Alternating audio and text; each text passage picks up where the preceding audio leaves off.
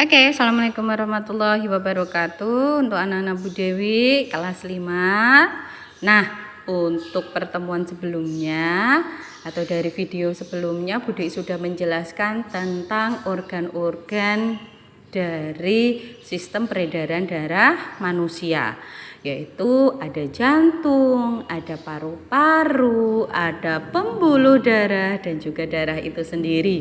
Ternyata kemarin waktu kita belajar darah itu ada jenisnya bermacam-macam ya. Ada yang plasma darah, ada sel darah merah, sel darah putih, bahkan ada keping darah dengan berbagai fungsi masing-masing dari komposisi darah tadi.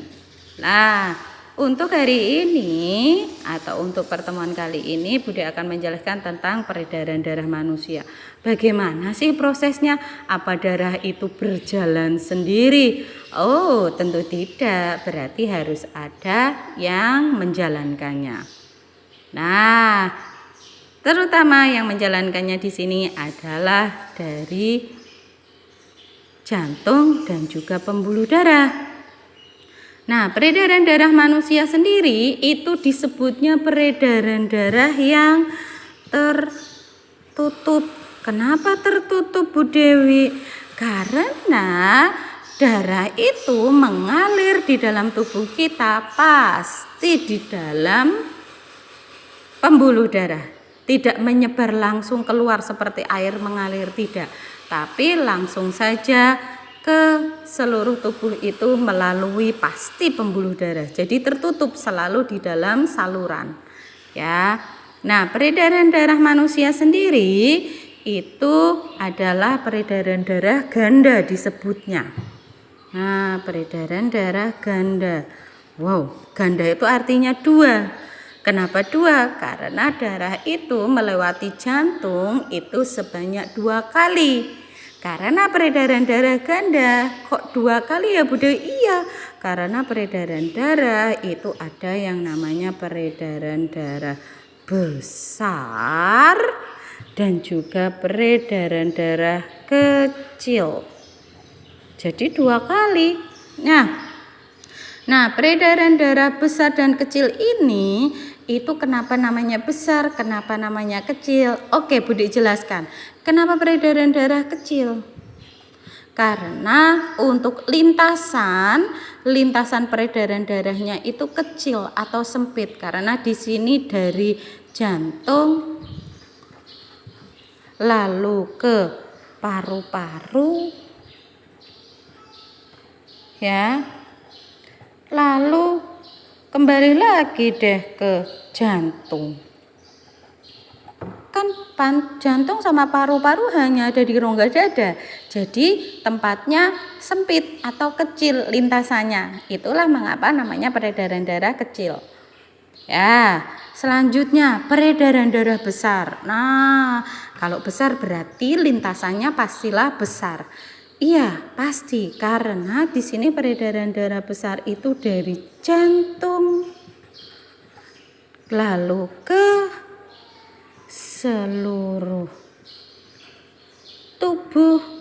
seluruh tubuh itu ya, bahkan sampai ujung kaki, sampai ujung kepala, Kak. Bukan rambut ya, tapi ya di kepala sampai ujung kaki. Jadi dalam satu badan kamu itu lintasannya berarti sangat besar.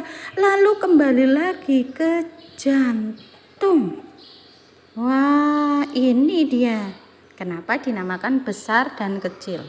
Ya, tapi ada lebih detailnya lagi untuk penjelasannya. Kalian dengarkan ya. Oke, masih ingat kan ya? Kalau ada jantung itu dibagi menjadi beberapa ruangan. Ada serambi kiri, ada bilik kiri, ada bilik kanan, dan juga ada serambi kanan.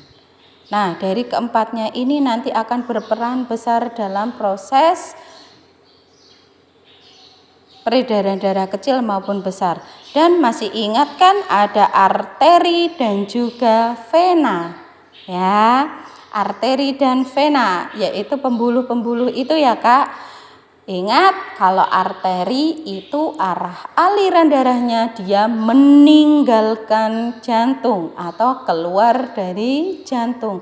Tapi kalau vena atau pembuluh balik, dia posisinya atau arah dari aliran darahnya itu balik ke jantung atau menuju ke jantung. Ingat itu baik-baik ya Kak, arteri meninggalkan, vena menuju. Nah, untuk peredaran darah yang besar, Bu Dewi jelaskan dulu. Ya, peredaran darah besar, yang besar ya Kak, itu dimulai dari bilik kiri. Darah dipompa dari bilik kiri keluar, darahnya nanti keluar. Berarti darahnya menuju ke pembuluh arteri, karena arteri ini membawa darah keluar dari jantung, keluar dari bilik kiri menuju ke arteri ini. Nah, ternyata darah yang dibawa oleh arteri ini darah yang banyak mengandung oksigen, Kak. Nah, darah yang banyak mengandung oksigen yang dibawa dari bilik kiri ini meninggalkan jantung oleh arteri ini darah yang banyak mengandung oksigen. Lalu darah yang banyak mengandung oksigen ini yang dibawa oleh arteri itu dibawa ke seluruh tubuh. Nih ya, Bu diibaratkan seluruh tubuh. Nah, ternyata kenapa darah yang dibawa ke seluruh tubuh ini banyak mengandung oksigen itu untuk proses metabolisme. Metabolisme adalah proses-proses di mana apa yang kalian makan, ya sari-sari makanan itu nanti akan diproses untuk kita berpikir, untuk kita bergerak, untuk kita melakukan aktivitas sehari-hari. Setelah diproses, ternyata akan dihasilkan darah yang banyak mengandung karbon dioksida, Kak. Nah, jadi darah itu setelah melalui seluruh tubuh ini, darah itu yang tadinya banyak mengandung oksigen, mengandung darah yang banyak mengandung karbon dioksida ini. Nah, darah yang banyak mengandung karbon dioksida ini dibawa oleh vena atau pembuluh balik, dibawa oleh vena, pembuluh vena. Jadi darahnya banyak mengandung karbon dioksida. Lalu nanti akan kembali menuju ke sini, serambi kanan. Ya, Bude ulangi lagi. Darah dari bilik kiri itu banyak mengandung oksigen, dibawa oleh pembuluh darah arteri karena keluar dari jantung. Ya, lalu dibawa ke seluruh tubuh darah tadi untuk melakukan metabolisme. Hasil dari metabolisme tadi, darahnya menjadi banyak mengandung karbon dioksida. Darah yang banyak mengandung karbon dioksida ini dibawa kembali menuju ke jantung oleh pembuluh vena. Ya, oleh pembuluh vena. Pembuluh vena ini lalu kembali ke jantung menuju ke serambi kanan. Ya, tadinya bilik kiri tapi baliknya ke serambi kanan. Darah ini banyak mengandung karbon dioksida. Ini namanya peredaran darah besar. Ya, Kak. Lalu ada peredaran darah kecil. Nah, darah yang tadi banyak mengandung karbon dioksida di sini itu dialirkan menuju ke bilik kanan. Dari bilik kanan ini akan memompa darah menuju ke paru-paru. Sini. Nah, karena posisinya di sini meninggalkan jantung, berarti di sini adalah arteri karena dia keluar, ya nih keluar dari jantung. Dan darah yang dibawa ini masih banyak mengandung karbon dioksida. Nah, dibawa menuju ke sini, ke paru-paru. Di bagian paru-paru ini nanti darah yang banyak mengandung karbon dioksida ini akan mengalami pergantian dengan saluran pernafasan yang di sini di bagian alveolus itu berganti berdifusi menjadi darah yang banyak mengandung oksigen. Istilahnya di bagian paru-paru ini darahnya berganti atau dicuci ya nak ya. Yang tadinya banyak mengandung karbon dioksida akhirnya keluar dari paru-paru itu darahnya banyak mengandung oksigen. Ya, darahnya banyak mengandung oksigen lagi. Nah, darah yang banyak mengandung oksigen ini dibawa oleh vena.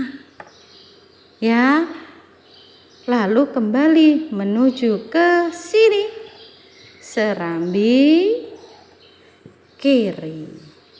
Begitu ceritanya. Budi ulangi lagi. Jadi tadi darah yang banyak mengandung karbon dioksida yang tadi dari serambi kanan ini menuju ke bilik kanan. Nah, dari bilik kanan memompa darah yang banyak mengandung karbon dioksida ini melewati pembuluh darah arteri menuju ke paru-paru. Menuju ke paru-paru ini darah yang tadi banyak mengandung karbon dioksida itu dibersihkan menjadi darah yang mengandung oksigen. Nah, dibawa oleh vena ini kembali ke serambi kiri. Begitu terus setiap kali kita hidup darahnya berputar seperti itu. Ya. Oke, kembali di sini. Untuk peredaran darah besar tadi, pertamanya salurannya apa Kak? Iya, di jantung, di bagian bilik kiri. Ingat ya, di bagian bilik kiri ini darah banyak mengandung oksigen. Nah, dibawa oleh pembuluh yang namanya arteri. Ya Kak? Lalu darah masih banyak mengandung oksigen ini dibawa menuju seluruh tubuh kita. Nah, di bagian seluruh tubuh ini mengalami metabolisme.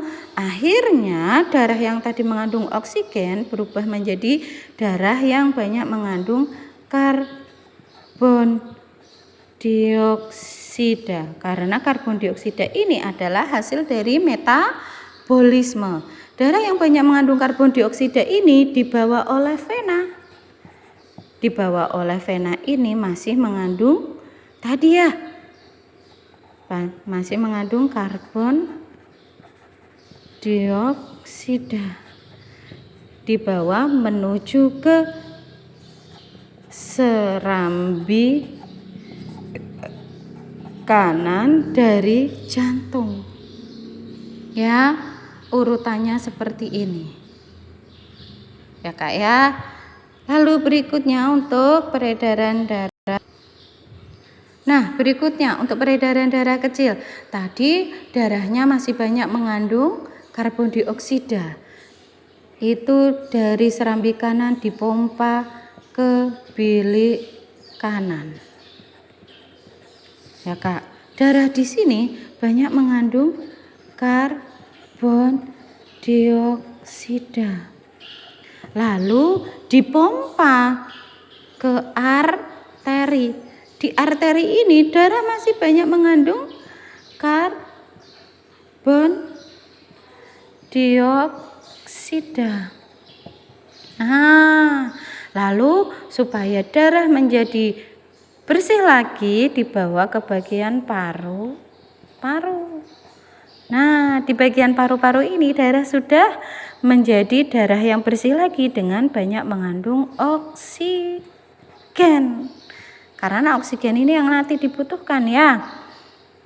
Nah, oksigen ini dibawa oleh vena. Dibawa oleh vena menuju ke serambi kiri dari jantung. Nah, begitu peredaran darah kecil. Demikian penjelasan dari Bu Dewi, semoga kalian paham. Terima kasih atas waktunya. Assalamualaikum warahmatullahi wabarakatuh.